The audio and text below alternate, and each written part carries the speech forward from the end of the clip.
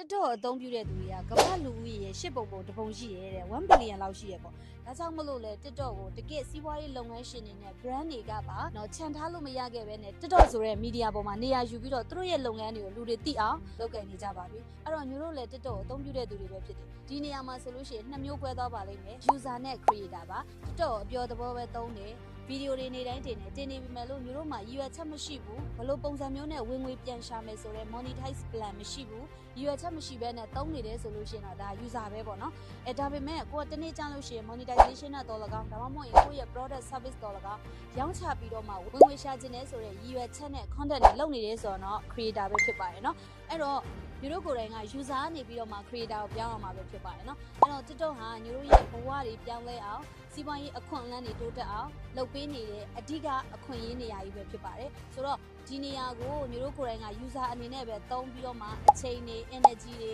ကိုယ့်ရဲ့ဖုန်းပေတွေအလကားနေအကုန်ခံနေရဲဆိုတော့ဒါကြီးကအရန်ကိုနှမျောစရာကောင်းတဲ့အခွင့်အရေးပဲဖြစ်ပါတယ်နော်ဆိုတော့ညကိုယ်တိုင်လည်းဒီအခွင့်အရေးကိုအသုံးချပြီးတော့မှ creator အနေနဲ့ပြောင်းလဲလှုပ်ဆောင်ခဲ့တဲ့အတွက်ကြောင့်မလို့နေတိုင်း content တွေဖန်တီးနေပြီမဲ့လို့ညဒီ US ရှိတယ်ဒီကနေပြီးတော့မှဘယ်လိုမျိုးဝင်ငွေရှာမယ်ဆိုတော့ monetize plan ရှိတယ်အဲ့ဒီ monetize plan ကိုရဖို့ရန်တော့ content strategy တွေကိုသုံးချပြီးတော့မှနေ့တိုင်း content တွေလုပ်နေတယ်ဒါကြောင့်လည်းလက်ရှိမှာမျိုးကဝင်ငွေတွေရရှိနေတယ်ပေါ့နော်ဒါကြောင့်ဒီဗီဒီယိုကြည့်တဲ့သူအနေနဲ့ရော user အနေနဲ့သုံးနေတော့မဲ့လားဝင်ငွေရတဲ့ creator အနေနဲ့ပြောင်းတက်ချင်လားပြောင်းတက်ချင်နေဆိုတော့အခုပဲစလုပ်ပါဒါပေမဲ့ကိုကတည်တင်တည်ထိုက်တဲ့ knowledge တွေ skill တွေကိုစနစ်တကျလေ့လာသင်ယူတက်မြောက်ထားဖို့လိုအပ်ပါတယ်အကယ်၍ဘယ်ကနေစရမလဲမသိဘူးဘယ်လိုလုပ်ရမလဲမသိဘူးစနစ်တကျလေ့လာသင်ယူခြင်းနဲ့ဆိုတော့မျိုးစီမှာ